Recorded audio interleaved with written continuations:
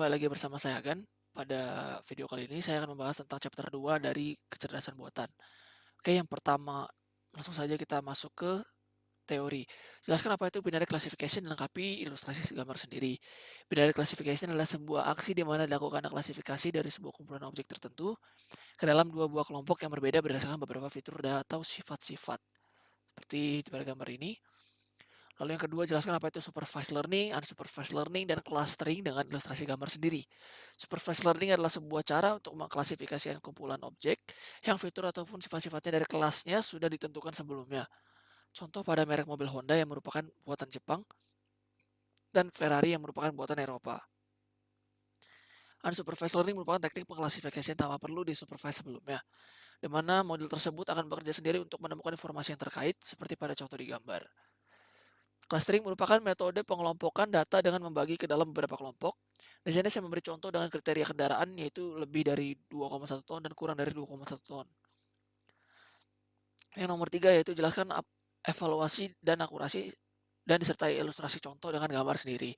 Evaluasi adalah proses yang sistematis yang ditujukan untuk menentukan ataupun membuat keputusan dengan memeriksa pernyataan-pernyataan yang telah ada sebelumnya. Akurasi adalah tingkat ketepatan dari sebuah data yang telah dihasilkan dari evaluasi yang telah dilakukan sebelumnya. Nomor 4, jelaskan bagaimana cara membuat confusion matrix. Buat confusion matrix sendiri. Untuk membuat confusion matrix, kita perlu menentukan objek yang akan dievaluasi terlebih dahulu. Setelah itu ditentukan nilai miring pada setiap kolom objek tersebut, lalu setiap baris, dan jika nilainya dibagi baris dan kolomnya, harus benar-benar sesuai nilai yang telah ditetapkan sebelumnya. Nomor 5, jelaskan bagaimana k-fold cross-validation bekerja dengan menggambar ilustrasi contoh buatan sendiri. Melatih mesin dengan membagi dataset yang akan diolah menjadi dua buah, yaitu data testing dan training. Sebagai contoh, ada 500 data pada dataset, maka 200 sebagai testing dan 300 menjadi data training. Jelaskan apa itu decision tree dengan gambar ilustrasi contoh buatan sendiri. Decision tree adalah sebuah model prediksi yang menggunakan struktur serta menyerupai pohon ataupun sebuah hierarki. Yang 7, jelaskan apa itu information gain dan entropy pada gambar ilustrasi buatan sendiri. Information gain mengukur berapa banyak informasi sebuah fitur berikan kepada kita tentang kelas tersebut, sedangkan entropy menentukan bagaimana decision tree memilih datanya. Masuk ke scikit-learn. Baris pertama yaitu mengimport, dan nomor 1 itu ada import pandas SPD, pisang dimasukkan ke variabel pisang, lalu penilaiannya. Oke, untuk baris pertama yaitu mengimport library pandas, lalu pada baris kedua ada fungsi read CSV untuk membaca file CSV, serta datanya dipisah dengan tanda titik koma lalu dimasukkan ke dalam variabel bernama pisang. Fungsi pada baris terakhir yaitu untuk mengetahui panjang data atau banyak data yang ada. Ada 395. Oke, lalu nomor 2, di sini digunakan fungsi untuk menunjukkan lulus atau gagal, di mana lulus ditandai dengan angka 1 dan gagal dengan angka 0. Data yang akan dicek yaitu data dari CSV sebelumnya karena itu masih digunakan variabel pisang. Yang selanjutnya akan dieksekusi dan hasilnya akan seperti ini. Lalu di nomor 3 itu mengkonversikan kategori variabel menjadi variabel indikator. Ini hasilnya. Nah, nomor 4 bagian ini berfungsi untuk menentukan data training dan data testing dari dataset CSV yang telah dimasukkan dalam variabel pisang tadi, lalu mengimport library NumPy untuk operasi vektor serta matriks data di atas berupa matriks. Karena data di atas berupa matriks ya. Yang nomor 5, pada baris pertama kita mengimport tree dari library sklearn dan berfungsi untuk membuat decision tree. Nomor 4 yaitu mengimport library graphics. Nomor 7 untuk menyimpan data dari tree dan menarik data langsung dari decision. Nomor 8 untuk mencari ketepatan data yang akan diolah. Nomor 9 untuk menghitung akurasi ketepatan data. Dan nomor 10 yaitu untuk membuat variabel baru dengan nilai tree di dalamnya dengan bentuk aturan yang akurasi yang spesifik. Yang nomor 11 menentukan rank batasannya yaitu 1 sampai 20 dari nilai tree yang tadi digunakan untuk menentukan nilai untuk grafik. Nomor 12 yaitu mengimport matplotlib.pyplot yang akan digunakan untuk membuat grafik. Seperti ini hasil grafiknya. Yang untuk penanganan error di sini adalah error dengan tipe key error.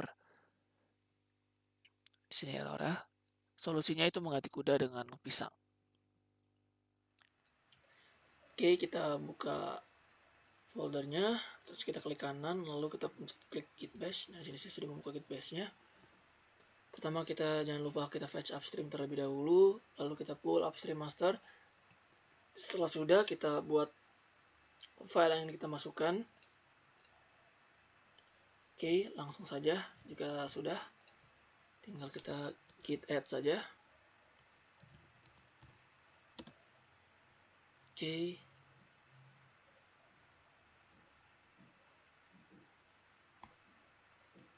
Lalu kita git commit.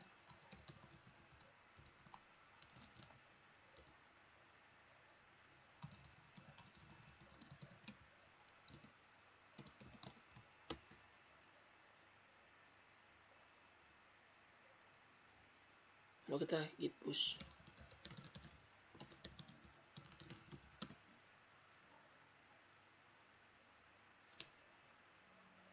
Oke, kita tunggu sampai selesai.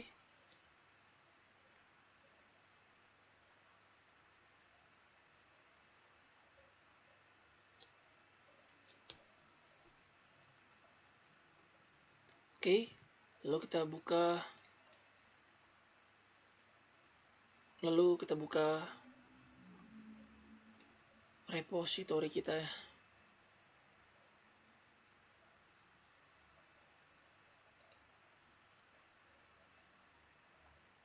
Oke, setelah sudah buka, kita tekan pull request.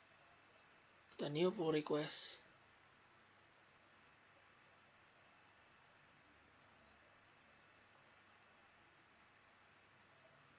Oke, sudah able to merge.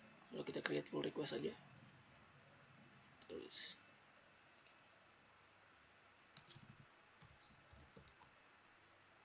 Create pull request.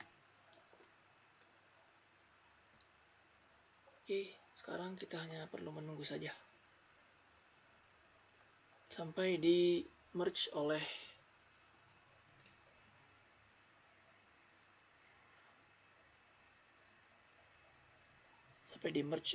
yang megang repo. Oke, mungkin sekian dari video ini. Semoga membantu. Terima kasih dan sampai jumpa.